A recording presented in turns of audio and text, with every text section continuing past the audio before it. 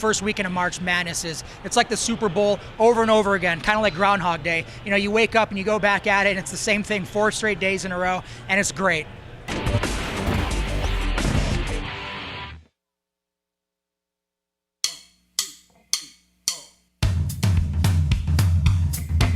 The tournament is only hours away. Do you have enough betting knowledge in your bag to cash tickets on Sunday?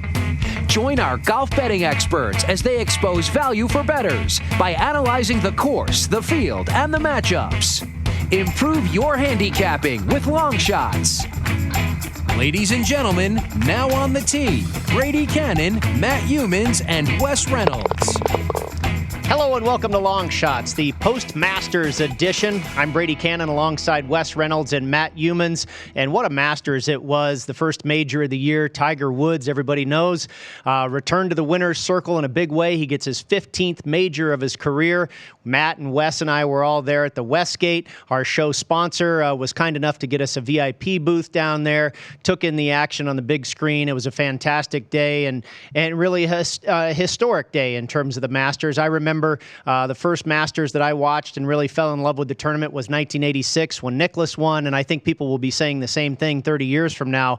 This was absolutely an epic Masters, and we had a few futures in play all the way down to the very end. Schauffele and Webb Simpson, you guys were both on Poulter, I believe. What did you take away? You know, would you have done anything differently? It's easy to say you would have bet on Tiger, but I don't think any of us were high on Tiger going in pre-tournament. You know, you felt that he could win, but, I mean, the fact that, especially in a major, you never really get what is a fair price on Tiger. A fair price on Tiger probably would have been, somewhere 18, 20 to 1, somewhere around there. I mean, you couldn't put him any higher because, the guy obviously has won at Augusta numerous occasions. So, but not a real shock that he won. And the fact that I didn't bet him, I wasn't disappointed with the result, not getting the winner there because, that was such a cool moment. When you transpose it to 22 years prior, where Tiger's son hugs him in the exact same spot that Tiger hugged his late father, Earl Woods, the win for the ages, as Jim Nantz described it. I believe it was it 1997. And, it was a cool thing, and it was a cool thing to see him win and, would have liked to get winners there, but we all had guys in the mix. Well, I would not have done anything differently in terms of handicapping because, we're not going to play Tiger at 12 to 1 or 14 to 1. I thought he would contend, but not win. And, going back, I think I had 5 of the top 10 players. So I thought I handicapped it pretty well. It's tough to win these things. Yeah, it's tough to hit these futures. So, there at one point on Sunday, there were like 5, 6, 7 different guys you thought might win that tournament. At least I did to get something on Tiger Live, I think on the 8th hole at plus 250. You and I hit Tiger, I think, at about the same time. When I sat there, I said, you know what? This guy's going to win this tournament. And then 5 holes later, I thought, no, he's not. Yes, he is. So, it was a tough tournament to play. I think we handicapped it pretty well. It's tough to win golf futures, but when you win them, you can get some pretty big payoffs. And I think there's going to be value in other players going forward because Tiger is now the starting point.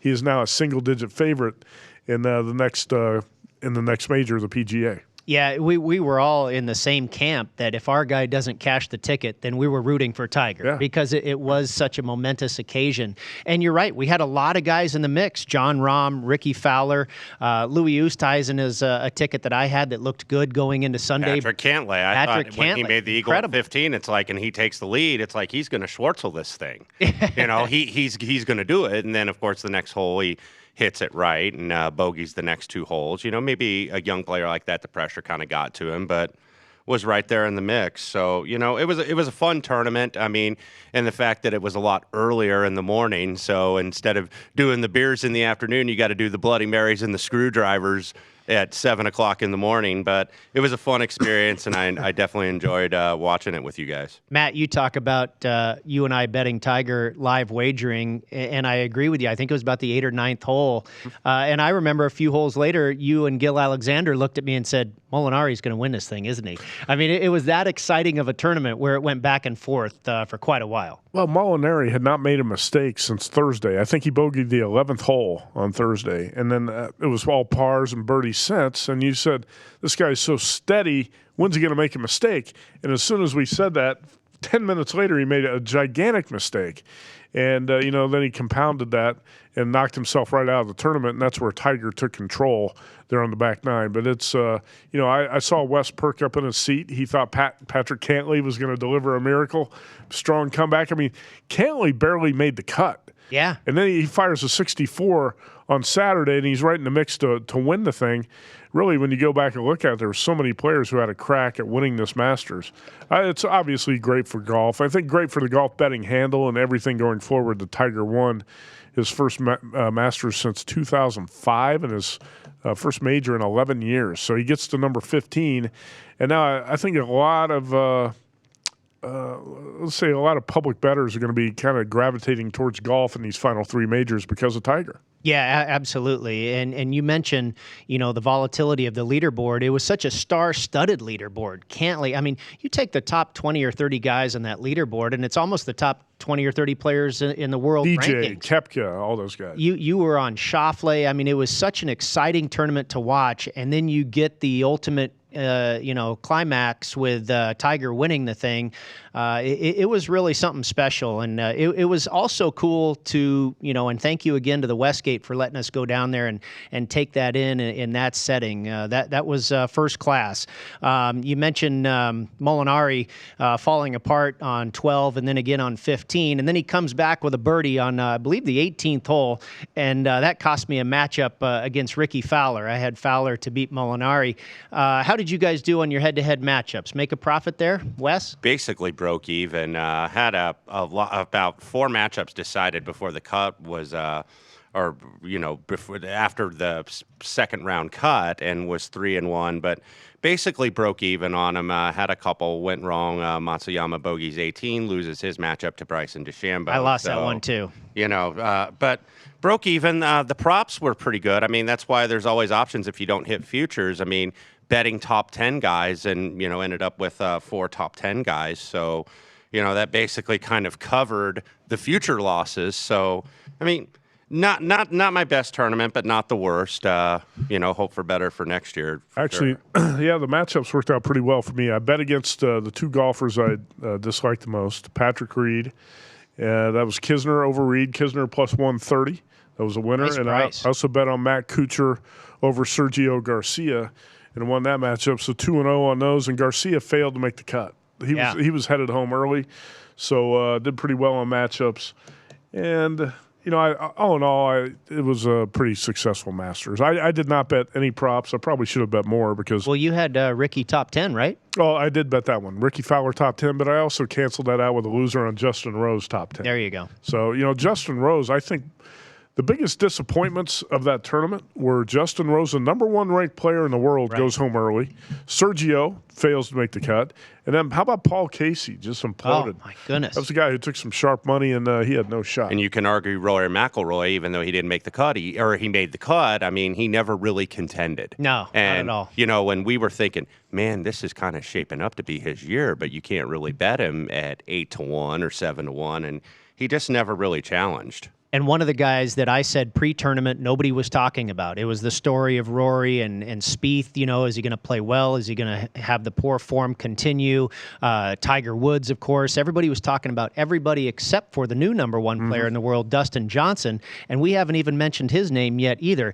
This guy almost won the darn thing. Finishes second.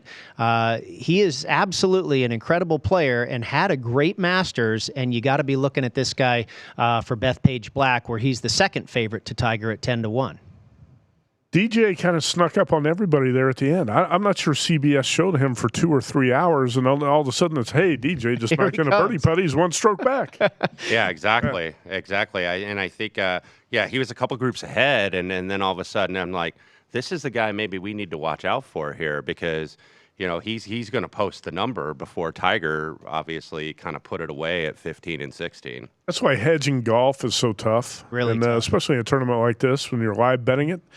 There's so many guys who could have won that tournament. It's just really difficult to hedge. Fortunately, you and I jumped on Tiger, which happened to be the right one. We picked the right spot. at the right time, but it doesn't always happen that way. It's tough to do. I jumped on Koepka and Tiger. Well, obviously, one of them worked out. So let's take a look at this week's tournament. It is the RBC Heritage. They go less than 150 miles to the southeast to Hilton Head Island in South Carolina. A fantastic tournament, a Pete Dye designed golf course, and really it's a polar opposite of the Masters. You have a shorter course, very small greens. Accuracy and ball striking is paramount here, where the Masters is a big hitter's paradise, huge greens, bent grass versus Bermuda. One thing that is common, though, and you and I were talking about this before the show, Wes, we've talked with Joe Pita, and he illustrates in his book how repeatability at the Masters is at the highest level of any tournament. And I tell you, I think in second place is the RBC Heritage. We've seen multiple winners here year after year, and guys that have finished runner-up year after year. Guys that play well here typically play well year in and year out. Did you factor that into your handicap this week, Wes? I did, and I mean, looking at the last multiple winner here was Jim Furyk, who won his second in 2015. But you know, you've had a guy like Boo Weekley, won back-to-back here, 2007 and 2008. Stuart Sink, two-time winner here. Davis Love, five-time winner here. Hale Irwin, three-time winner here. And then you look at the runner-ups. I mean, Luke Donald, we kind of mentioned it. Matt and I were talking on the Edge the other day. Luke Donald's finished second here 5 times. Yep. And that's why you're seeing him in a price at like 50-something to 1, when based on his form, he should probably be 100 or 125 to 1. But, I mean, guys that have done well here usually do well here. Kevin Kisner's been a runner-up here. Webb Simpson's been a runner-up here. Aaron Baddeley, who is one of my guys I played this week, winner here in 2006 and runner-up in 2008. So guys that do play well at this course kind of stay well. And then there's obviously the Pete Dye correlation with TPC Sawgrass, Austin Country Club. You're on Kevin Kisner this week, who just won there. I'm on Webb Simpson, who won the TPC 2 years ago at Sawgrass. So, you know, Pete Dye experience, I do think, really plays well here. I think there's a hangover effect this week from the Masters, and certain guys who were in contention. It might be a little bit hard to get up for this event. So you're talking about DJ, Francesco Molinari, Xander Schauffele, guys like that. I kind of drew a line through this week because I think it's very difficult to bounce back and win a tournament like this when you're in the hunt to win the Masters. I'm totally with you. The pressure cooker of being in the thick of things on Sunday. Now, further down the board, guys that missed the cut, guys that didn't play in the tournament, whatever, I think you can back those guys this week. But I'm with you. You know, maybe that top 10 on Sunday that were really in the mix, they're probably looking for a little vacation on the island this week. Yeah, no question. And, you know, Wes brought up Luke Donald this week, and I looked it up. He actually has 7 top threes since 2009, but he missed the cut last year. So how do you deal with a player like that? The guys ended up on my sheet when I was looking at past performances here, and I really think greens and regulation and scrambling are 2 things you have to look at this week. Right. Bryson DeChambeau, Webb Simpson, Kevin Kisner, Patrick Cantlay, those guys rated the highest on my sheet this week. Yeah, Cantlay is, I know, on Wes's sheet too, and the only thing going against him is what we talk about. He was in the cauldron on Sunday at Augusta. Well, we will come back and talk more about the RBC Heritage with our guest, Ryan Ballingy, and I want you to know that Long Shots is brought to you by the Westgate Las Vegas Resort and Casino, home to the world-famous Superbook and NFL Super Contest. You've heard us reference this iconic Las Vegas resort and casino thousands of times here on VSiN, and now we want you to experience this classic piece of Las Vegas history for yourself. Elvis Presley performed here, Leon Spinks, Muhammad Ali, and Mike Tyson all boxed here. Now it's your turn to make history at Westgate Las Vegas Resort and Casino, located adjacent to the Las Vegas Convention Center, 1 block off of the Strip and across the street from amazing golf at the historic Las Vegas Country Club. Westgate Las Vegas Resort and Casino offers the finest amenities, spacious rooms, world-famous dining options, and legendary performers like nowhere else. In addition to the property's decorated history, fantastic shows, and expansive gaming floor, and of course, the Superbook, Westgate Las Vegas Resort and Casino guests are given special access to the exclusive private club, Las Vegas Country Club, located right out the hotel's back door. Play where Dean Martin teed it up, where both the PGA and LPGA tours have held professional tournaments, the Las Vegas Country Club is like no other course in the desert, with its tree-lined fairways, glistening water features, and park-like setting. Book your stay and play today at Westgate Las Vegas. That's westgatevegas.com, westgatevegas.com, or call 702-732-5631, 702-732-5631, and make your next reservation in Las Vegas quite a super booking. Keep it here. We'll be back on Long Shots.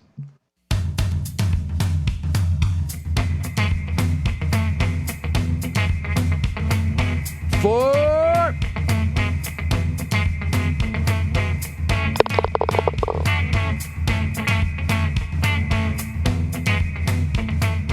If you didn't catch VSiN last week, here's some of what you missed. Do you respect what Jim Nance does with the toast? Because Brian Rogers here burns the hell out of his toast. I can't believe he can eat it. But Nance actually walks around with a picture of his toast. He says, burn the hell out of it, and he'll show the waitress, this is how I want it. I actually do like the move, yeah. No mistakes. Right. And because then they really can't screw it up. Like if you tell the server, like, I want my toast burnt, they might come out, in their opinion, it could be just slightly charred. And he's like, no. I mean, like, over the top black. I want it crusty. I want it super hard. I want it like Brian did. And he's just sitting there chomping away like this. He's breaking his teeth. You're like, how is that enjoyable? How is that good, Brian? How do you like that? Yeah, sure. That's right. Hits all 4 basic food. Bet the over on how many you think are sold. In a day? In a day, yeah. Oh. You know the answer? I know this. Give me a line. I know this week, these 4 days. Yeah. What if I said to you over 2,500? Oh, no. Under. Under? Under 2,500. I'm sorry, Gil. Wow. I'm sorry. 2,500? Jeff, you like the over? I would have guessed about 3,200. Yeah, well, Jeff, you're a lot closer to it. Fed him the answer? 3,200, he said. You would have done better with that than your Villanova bet. Sorry. 18 seconds. 67. Got to hit the 3 here. Actually, take the layup. We'll take the layup. I'll take the layup because that's at least a push here. 76, 69, 12.2. They're going to foul. Let them dribble it out. Come on. Dribble it out. Dribble it out. Dribble it out. Don't. Yeah. We're going to cover. We're going to cover. There we go. 7-point game. Yeah. They dribbled it out. Here's the thing. If that guy wanted to be a jerk, he could have just windmilled that and ripped the rim off. He could have done. You see how excited Humans is right now? Look at that. That's what I'm talking about. You got to be a twisted person to do this stuff and sweat these games out like this. It drives me crazy sometimes. Whew. Can we take a break? Man, I would say obviously getting an app somewhere, at least one, is very important. Mm-hmm. I say stock up and get ready for a very, very, very long weekend, whether that's getting chapstick because it's dry out here and your lips get dry and they start cracking after a few days, whether it's going to a drugstore and getting some cheap booze, whether it's going to a legal dispensary and getting those kind of products that are not legal to use inside of a casino, but you can legally buy them. There's really a lot of prep. I'm also big on making sure you have your mobile chargers because we're all on our phones all day. And when you're out at a sports book or a party for 12 hours, you're bound to run out of energy on your phone. So make sure you have a USB cable or a full charger in your pocket so that you don't lose communication with your friends.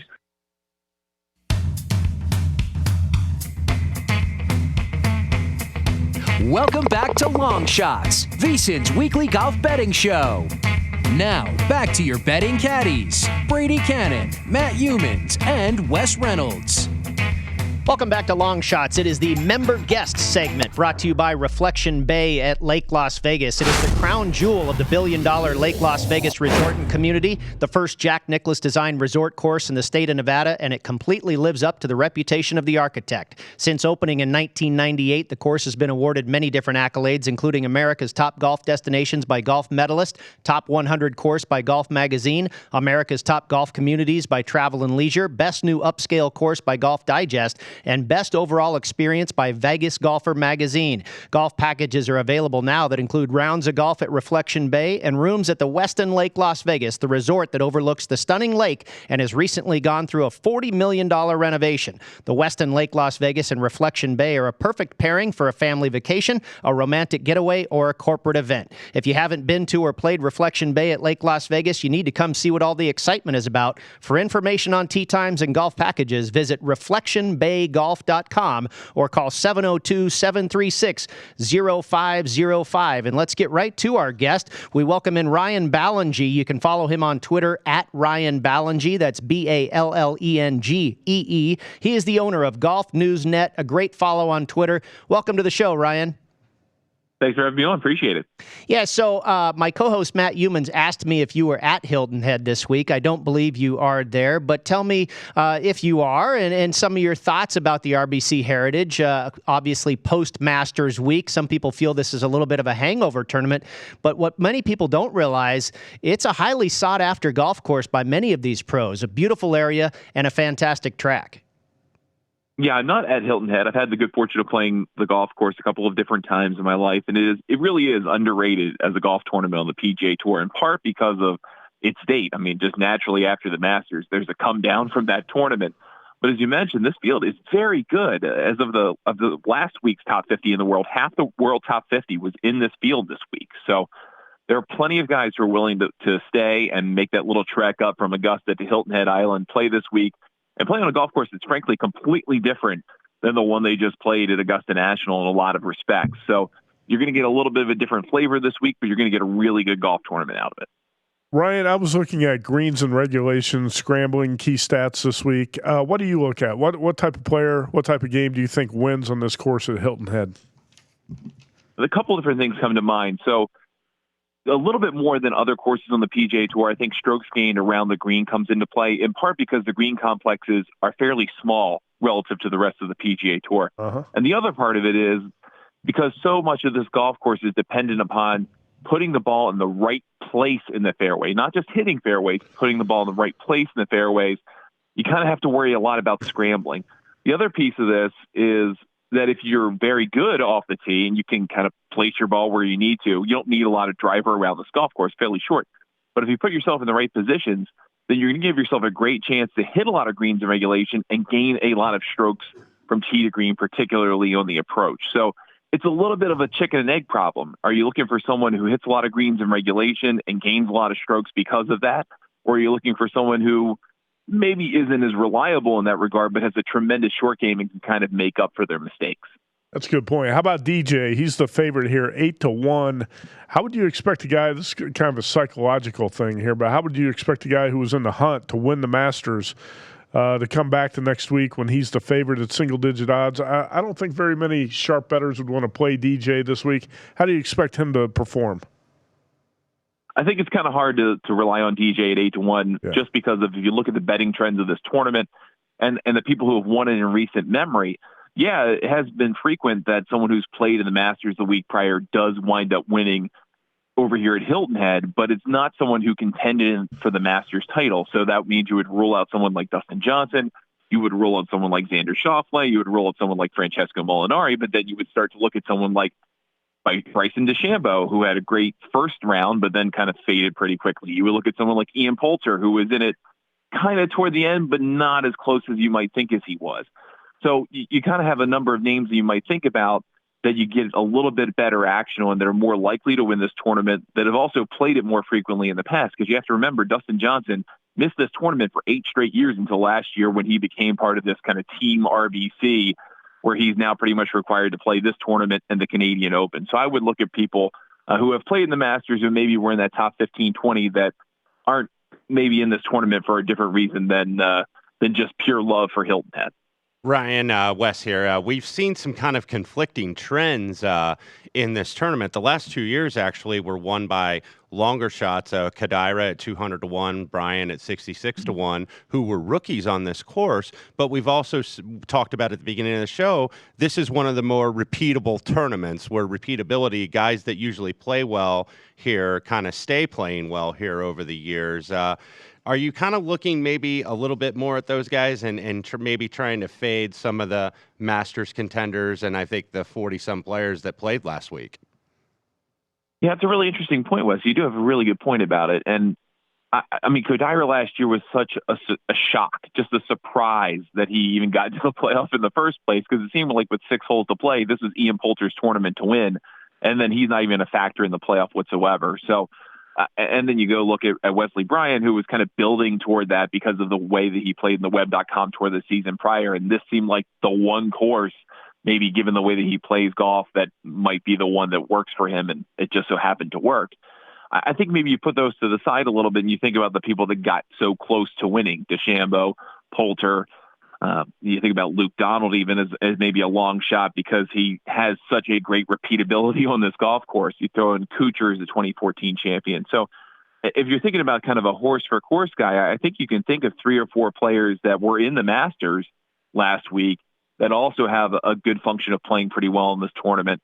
And then maybe someone that's kind of interesting in that middle ground that didn't play in the Masters but has a lot of repeatability in this tournament that isn't someone like Luke Donald, who's just trying to come back to earth from an injury, is Jim Furyk, who suddenly finds himself basically in the top 50 in the world on the back of 4 really good weeks. And he's the all-time leading money winner in this tournament. He had a week off, didn't have to worry about the Masters, and gets himself into a position maybe this week where he can kind of get back on a familiar horse and maybe continue to drive up in the world ranking. Ryan, I'm with you. Jim Furyk is one of my plays this week, and you talk about strokes gained approach. Matt mentioned scrambling. This guy is 10th on tour in strokes gained approach, 6th in scrambling, 7th in par 4 scoring, number 1 in driving accuracy. And not all of those stats are important at Augusta, but they're very important here at Hilton Head. And like you say, this guy didn't have to worry about the Masters, but I think he's very focused on playing well this year. I was on him at 125-1 to win the Players' Championship and came up just barely short on that one. But he's won here twice. He's finished runner-up twice. He's at 30-1. I don't think that's a bad number on a guy that has such good history and such good stats for this track.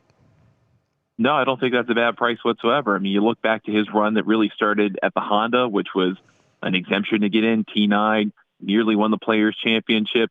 Obviously, he's done pretty well for himself to get back to this point so quickly. And like you said, I think he's really game for this. I mean, you basically give up a year and a half of your career to be the American Ryder Cup captain. And that's what he did leading into 2018. And his world ranking suffered. His basically options to be a professional golfer suffered as a result. And all of a sudden, give him a month and he basically can be in a position where he can, if he wins this week or plays very well this week, he's going to find himself in the invitationals for the rest of the year. He's not going to have a problem being in the FedEx Cup playoffs basically till the end. So he can do a lot of damage pretty quickly. I feel like he's probably got to take advantage of this golf course to do that. I just love his chances this week. 30-1. I mean, I would love to see it at like 40-1, but 31 is pretty solid. All right. How about Kevin Kisner at 25-1? Wes talks about how deadly he is in match play. Kisner has 8 straight top 30s. At Hilton Head, he's got 3 top 15s. And this quote from Kisner this week I thought was interesting. He said, "My game is probably in the best shape it's been in years." So he actually comes in with a lot of confidence. How do you feel about Kevin Kisner at 25-1? I love that play because his short game is so good. He is just so deadly with a wedge in his hand. And I think that really comes through in match play tournaments. I mean, that's why he got to the match play final and won, and that's why he got to the match play final in the year prior, because he could scramble and just kind of make you work pretty hard mentally in a match play situation. A little bit different playing a stroke play event, of course, but I like the way that he handles tighter golf courses, and he seems to like Pete Dye design golf courses. I know Jack Nicklaus gets the credit for this course as a co-design with Pete Dye, but this is a Pete Dye golf course. And so too is TPC Louisiana, where we're going to be in a couple weeks for the Zurich Classic, where he also had a great run with a partner a couple of years ago. So I like Kisner on this type of golf course, and I think there are some other guys that you can think about that are Pete Dye guys. You think about Jason Day. He loves Pete Dye golf courses. You think about Ian Poulter. He loves Pete Dye golf courses. And the nice thing about Pete Dye designs is that they come up so frequently on the PGA Tour relative to other architects. That's the one designer you can kind of plug into and say, all right, this player likes that guy. You're going to see him 3 or 4 times over the course of the year. Okay, Ryan, we've mentioned a few players, and you kind of touched on a couple guys you like. Who would be your pick to win this week, or maybe a couple of the guys you're really looking at that's going to be in the winner's circle on Sunday? I'm really looking at Poulter. I mean, I just feel like he has the birdie average record kind of in this tournament in his crosshairs over the last few years. And yeah, you got to mitigate mistakes to some extent to handle Pete Dye golf courses pretty well. But if you're scoring, you're making birdies on a tough track to score on, that's going to get you somewhere to start. I really like Matt Kuchar this week. I know he's playing some of the best golf of his life, so that's not really a big shocker. And then the other guy I kind of like that doesn't necessarily have the best record on Pete Dye golf courses, but has been playing on an absolute heater this year is Lucas Glover, who has just been notching top 15 finishes all over the place. In the year when his exemption from winning the U.S. Open in 2009 comes to a conclusion in so many tournaments. So this is a big year for him. A lot of pressure is applied to him in terms of what he can do for his career moving forward without a win this year, and he's been delivering. So I like those three guys a lot. Ryan Ballingy is our guest. You can follow him on Twitter at Ryan Ballingy. He is the owner of Golf News Net, and that is at golfnewsnet.com. Ryan, weather is absolutely something that you have to factor into your handicap this week, and I was trying to get it figured out. I'm not sure if the early late or the late early draw has an advantage, but I think it may be the late early because if you're going out late on Friday afternoon, you're going to be what looks to be in scattered thunderstorms, a lot of wind. It's going to blow all day long on Friday to the tune of 25 miles an hour. But if you're in the afternoon on Friday, it could be really hectic. The other thought is you might not finish the round on Friday. They might call the tournament because of lightning. Did you take a look at the weather at all when you were breaking down this tournament, and what are your thoughts? That latter part of what you just said is kind of what played into my thinking is there's a very realistic possibility that there could be electricity in the area, that the storms could be so heavy that they just stop play. And so you can wind up with a Saturday morning conclusion of the second round, then a cut, then you send guys out in the third round basically as soon as humanly possible, maybe threesomes, maybe you do a 2T start like they did on Sunday at Augusta. So there's a very realistic possibility that everything you plan for in terms of the numbers you're looking at doesn't wind up meaning a thing because of the way that they could operate this tournament. So I just kind of operate under that assumption that, yeah, there could be a potential advantage out there. And maybe you try to find someone in that late early that if it does work out that way, you have a little bit of an edge. But I think there is a very realistic chance, just given the nation or the East Coast, forecast for weather, because we're expected to get a ton of rain up here as well in the DC area, that it could just affect everyone and just bring the tournament to a halt. So I didn't really think about it too much in the way that I'm looking at this week. Thank you for joining us, Ryan. Hope to have you on again sometime later this season. Great insights, and enjoy the RBC Heritage. Thanks so much for having me. Appreciate it. All right. Again, that is Ryan Ballingy. Follow him on Twitter at Ryan Ballingy, Ballengee. Well, we'll be back with our major implications segment. We turn to the PGA Championship right here on Long Shots.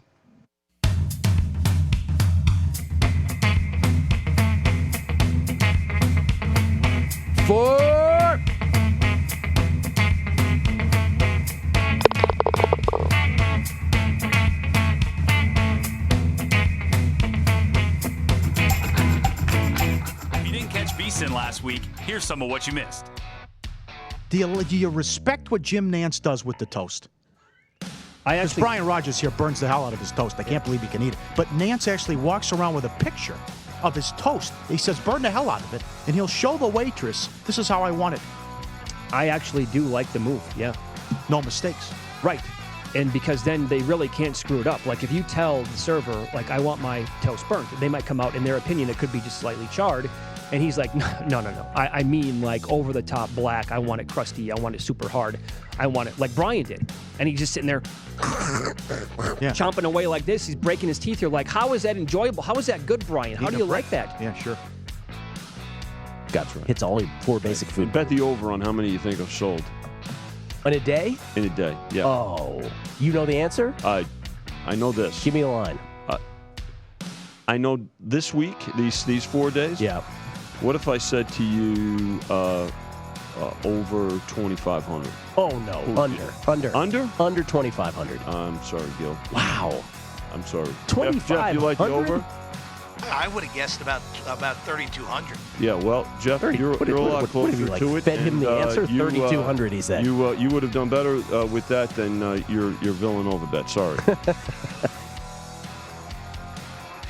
18 seconds. 67. Got to hit the 3 here. Actually, take the layup. We'll take the layup. I'll take the layup. Because that's at least a push here. 76-69, 12.2. They're going to foul. Let them dribble it out. Come on. Dribble it out. Dribble it out. Dribble it out. Dribble it out. Dribble it out. Don't. Yeah. We're going to cover. We're going to cover. There we go. 7-point game. Yeah. They dribbled it out. Here's the thing. If that guy wanted to be a jerk, he could have just windmilled that and ripped the rim off. He could have done. You see how excited Humans is right now? Look at that. That's what I'm talking about. You got to be a twisted person to do this stuff and sweat these games out like this. It drives me crazy sometimes. Whew. Can we take a break? Man, I would say obviously getting an app somewhere, at least one, is very important. I say stock up and get ready for a very, very, very long weekend, whether that's getting chapstick because it's dry out here and your lips get dry and they start cracking after a few days, whether it's going to a drugstore and getting some cheap booze, whether it's going to a legal dispensary and getting those kind of products that are not legal to use inside of a casino, but you can legally buy them. There's really a lot of prep. I'm also big on making sure you have your mobile chargers because we're all on our phones all day. And when you're out at a sports book or a party for 12 hours, you're bound to run out of energy on your phone. So make sure you have a USB cable or a full charger in your pocket so that you don't lose communication with your friends.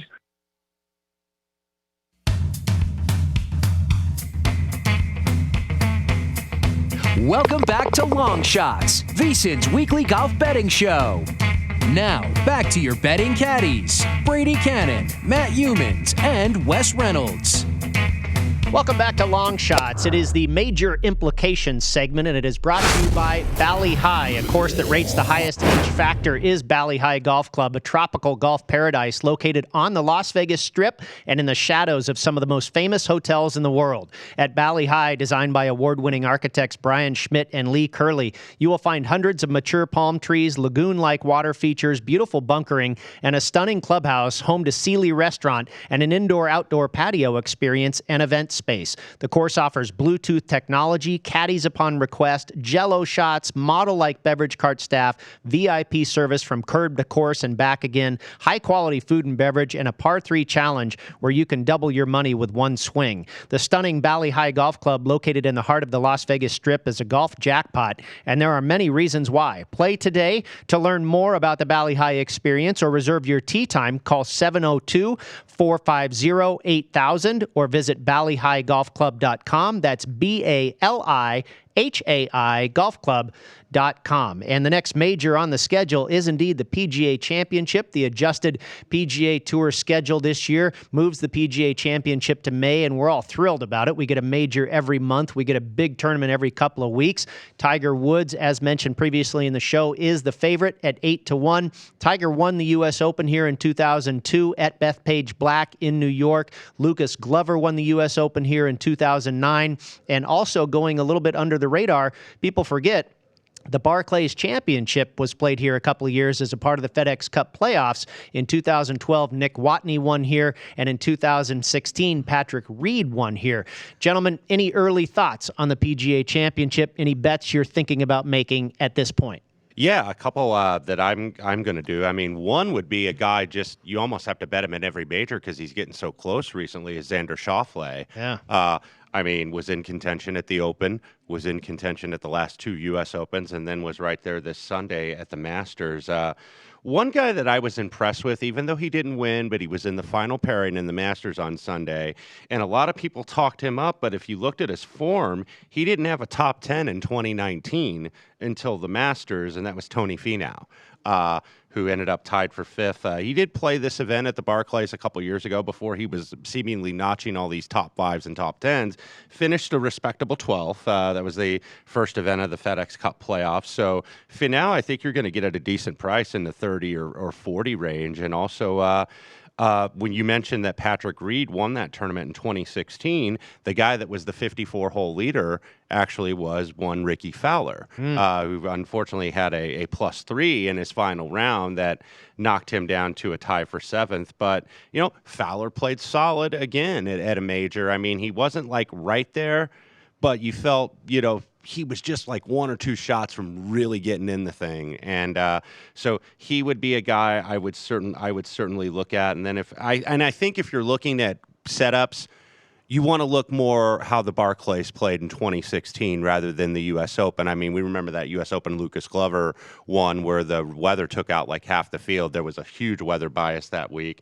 And I think the PGA is going to be more apt to be a winning score of like 9 or 10 under rather than what you would see at a U.S. Open. So look at those guys at the 2016 Barclays that were top 5, top 10. Jason Day, Adam Scott, Gary Woodland, Ricky Fowler, Emiliano Grillo. Those are some names that stood out to me. Wes always impresses me with his knowledge of golf. You know what? I wrote about this for Point Spread Weekly this week, the PGA, and where the value might be now that Tiger is a single-digit favorite at 8-1. I really think Brooks Koepka at 14-1 is the first guy you have to look at. Absolutely. And you and I talked about this a couple days ago, too. Koepka at 14-1 is the first guy I will target here. I think John Rahm at 18-1 is going to get some play. A lot of sharp bettors were high on Rahm at the Masters. I'm looking at big hitters here at Bethpage. I'm going to look at Koepka. I'm going to look at Rahm. The next tier, I just don't know what to do with Ricky Fowler. I kind of committed to playing him until he won a major at the start of last year, and he finished second in the Masters. And his game, he's so talented. His game is close, but he just can't close. And do I continue to play Fowler? I think he's going to play well on this course. Wes, you're kind of in the same boat with Fowler. Do you think he will play well here? Yeah, absolutely. I mean, I still think he gets it out there. And I mean, I think bombing is going to help. That doesn't necessarily mean you're going to take out, guys that aren't in the top 5 or 10 in driving distance. Sure. But I mean, this is a big course, and you need guys that can put it out there. And I think, the guys you mentioned, Koepka, Rahm. Rahm was a guy we both had for the Masters. You could sense that he's kind of getting close, and he's come up short a couple times in these big tournaments, including the Players' Championship earlier this year, where he kind of, Sunday kind of took him out of it. But that's just inexperience. I mean, when a guy has talent but loses because of inexperience, I still think you keep betting the talent. Yeah, I agree with that as well. Some other guys, how about Tommy Fleetwood? He was kind of a square play at Augusta. Very popular play and never even sniffed the leaderboard. But maybe Fleetwood's a guy who played well on Long Island last year, right, at Shinnecock Hills. Yes. Absolutely. Finished second. Yeah. So he's a 25-1. You got Xander Schauffele. I think, Wes likes him. I like him. I said coming into the year I was going to play Schauffele every tournament until he won. Well, he won the first tournament. It's nice when it works out that way. So, but I did have him in the Masters too, and he was right there in the hunt at 40-1. So he's 25-1 at the PGA. I'll probably play him like Wes. Two guys who are kind of a curiosity to me. Tony Finau at 30-1, Adam Scott at 40-1.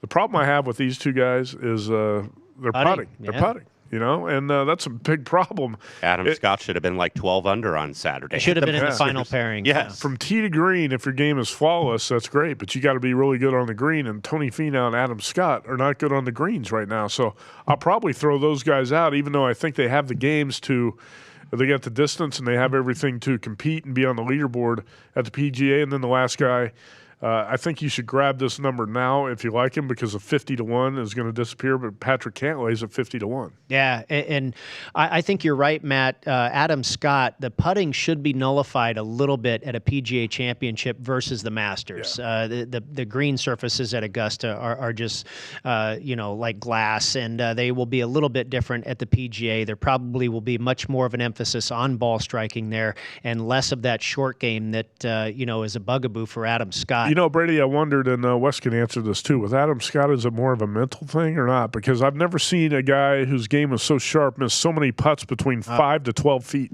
Boy, believe me, I saw every one of them, because I jumped on him on Friday night at 12-1. He was the only guy that had 2 rounds in the 60s to start the Masters. His ball striking was probably the best in the entire field, and then on Saturday he just could not make a putt. But Wes, I think you make a great point about looking at the 2016 leaderboard for the Barclays, probably going to be much more similar to the PGA setup than will the prior U.S. Open setups, because the PGA is a different setup from a U.S. Open. And if you look at that leaderboard, look at the guys in the mix. Jason Day, Adam Scott, Gary Woodland, Ricky Fowler. Those are 4 guys that were just in the real thick of it a few days ago at Augusta. Yeah, absolutely. And, I think when you talk about the setup, I mean, obviously driving in the fairway is a premium anywhere you play. But, I mean, it's not going to be like the U.S. Open where the rough is going to be, so high and so thick. I mean, I still think at a place like the PGA, you can kind of scramble and recover, whereas in the U.S. Open at a Bethpage Black, if you're in the rough and you miss a fairway, you're absolutely dead, and it's like you're going to immediately take a bogey or a double bogey. But at the PGA, you can still recover for a tough par. I like the fact that the PGA is going to play at Bethpage Black rather than U.S. Open, because when Tiger won it in 2002, nobody else really had a chance. You had to be super long off the tee. Nick Price played brilliantly that year, but just didn't have enough length. And then you look at the PGA, that's going to bring some shorter hitters into the fray.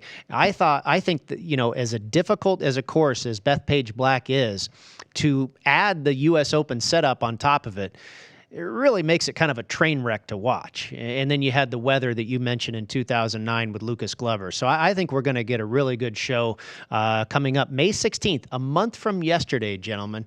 And we will be back with more on Long Shots here. We'll go over our plays for the RBC Heritage, have some futures for you and a few matchups. Keep it here, SiriusXM, Channel 204, VSiN.com, the VSiN app, Sling TV, Fubo TV. It's Long Shots.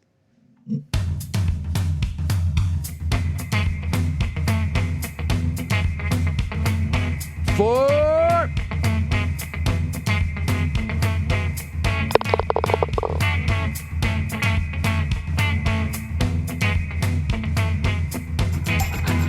If you didn't catch VSiN last week, here's some of what you missed. Again, I learned my lesson back in 2004, biggest bet of my life at the time. After having a great March Madness, I bought UConn down to a point. How dumb was that? That was the Chris Duhon game. Hey, that's how you learn. Baptism by fire. I mean, the first time I came to town, I was having dinner at the cafe I was at, and I walked down like, oh, wow. The Reds hit 18 times on roulette. That can't continue. Sure. Three strips of the ATM. Yep. There goes rent. I was 22 years old. Absolutely. You never bet against streaks. You bet on them.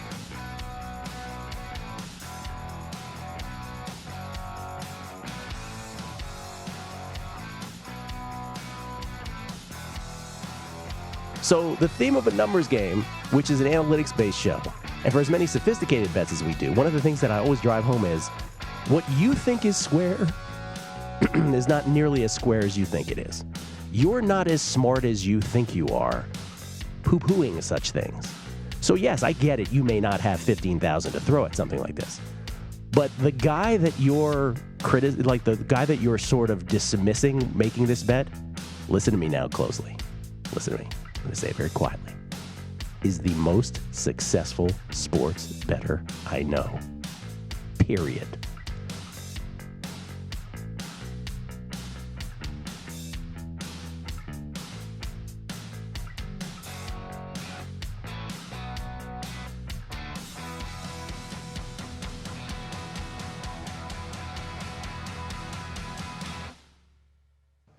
So Gonzaga, to me, I think they hit the reset button off a loss like that when you're on such a good winning streak.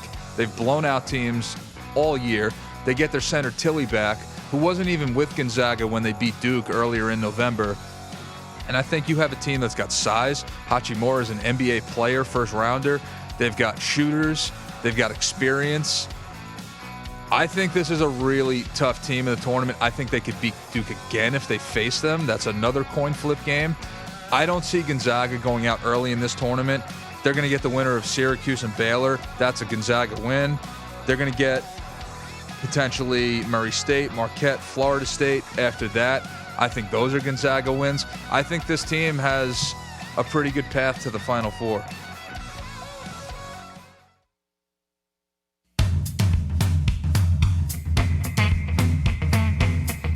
Welcome back to Long Shots, VSiN's weekly golf betting show. Now, back to your betting caddies, Brady Cannon, Matt Humans, and Wes Reynolds. Welcome to the match play segment of Long Shots, brought to you by the Westgate Las Vegas Resort and Casino. This particular segment comes courtesy of Tee Times USA. It is not just a .com. Behind our technology stands a caring staff of golf vacation experts who are just a phone call away throughout your quoting, booking, and entire travel experience. Because Tee Times USA is one of the country's most trusted leaders in golf vacations, we have access to the best deals in those hard-to-get tee times, even on some private clubs. Tee Times USA offers custom golf vacations and packages wherever you want to play, whether it be Florida, Las Vegas, Arizona, Hilton Head, Palm Springs, Myrtle Beach, Sea Island, Kiowa, Scottsdale, Pebble Beach, and many other locations. 28 years of experience as the golf travel industry leader. Save time and money, no transaction or service fees. All we do is help with local, unbiased expertise. Easy, convenient, and hassle-free golf vacation planning from your initial phone call to your final putt on the 18th hole. Be sure to mention VEASAN to receive special amenities as a part of your trip. Visit teatimesusa.com or call 800-374-8633 for more details. Your next dream golf vacation is right at your fingertips. And Maddie, speaking of Tee Times USA being able to book rounds in Hilton Head, that'd be pretty fun to play that course, right? You know, it's too humid for me. I like the West Coast. I like the dry heat. I want to play Palm Springs. What could Tee Times USA do for me in Palm Springs? How about all over the place? La Quinta, you name it, buddy. I'm going to Pebble go out Beach. there and play this summer when it gets really hot, when it gets up 115, 120. I'll use Tee Times USA, give you a call, and set up something. Do you remember that match play that was made for TV? I think it was Monday Night Golf at the time. Yeah, they were down in Palm Springs, weren't they? It was Sergio and Tiger, I believe. West with West? The Battle of Bighorn. Yeah, Remember the Battle of Bighorn. And then they had a couple at a course in like Del Mar, San Diego area as well. I think maybe David Duval was in that one. But I thought the Thanksgiving one at Shadow Creek was outstanding. That's pretty good. It was not great golf, but Shadow Creek's a great golf course. Yeah. I do want to play Bighorn someday. Could Tee Times USA hook that up? I wouldn't be surprised. Okay. I run the Las Vegas market, not any other part of the country. But again, teatimesusa.com. Go there. They'll help you figure it out. Let's get to our plays for the RBC Heritage. Wes, couple matchups, couple futures. What are you on this week? Okay, just short on each. Patrick Cantlay, 7th and 3rd, respectively, last 2 years here. Horse for course. Webb Simpson, a runner-up here, also a Pete Dye winner at the Players' Championship a couple years ago at Sawgrass. Matt Fitzpatrick, I think, really likes this course. He's come out and said that 14th here last year in his first time, 2nd at Bay Hill earlier this year. That is Sungjae Im at 45-1. Didn't make the Masters, but he is in such good form. He's got 4 top 10s this year, was 3rd at Bay Hill, 4th at Tampa. I think maybe the week off for him and Benny On, both at 45-1, who are kind of just outside that Masters cutoff, might give him an edge here. Aaron Baddeley, 80-1, a former winner here and also a former runner-up. He's one of the top guys in scrambling lately, and 2nd in Puerto Rico and is in a couple starts ago, and then 7th in the Dominican Republic. So guy that I think has a good price or a good shot at a good price. Matthew? Wes, we have a tweet here from a listener. There's so many guys who intrigue me in this tournament, so many players who I think have a shot to win. Like you said, we've seen bombs hit the last 2 years. Trip Tepper on Twitter says Keith Mitchell at 60-1. Worth a look this week. He loves Bermuda greens. He won on one of those on Bermuda greens at the Honda Classic, and he's on my graphic right He there, is on your graphic, so you like Keith Mitchell as well. I do, and I like the way he's played. I think maybe getting that win in Tampa from earlier this year, really gave him, and at the Honda rather, really gave him some confidence, and he's played solid ever since. All right, so I settled on these 4, and there were a couple other guys I want to bet this week, like Ian Poulter. I did not put on here. But I went with Bryson DeChambeau at 18-1, Patrick Cantlay at 20. I really debated Cantlay here because he was in the hunt to win at Augusta, and I don't want to play guys necessarily who were in the hunt to win the green jacket. I want to look at guys at that next tier, and that's why I went with DeChambeau, who played a really good first round and then faded. I think he's going to be motivated to play well this week, and the course sets up well for him. So DeChambeau is one guy I like to play. He's got a tie for 4th and a tie for 3rd in the past 3 years at Hilton Head. Patrick Cantlay's actually got a tie for 3rd and a tie for 7th at Hilton Head, and a 68.5 scoring average here, so he should be in the hunt. Webb Simpson at 25-1. Webb ranked 7th in scrambling. Obviously, he tied for 5th last week in the Masters.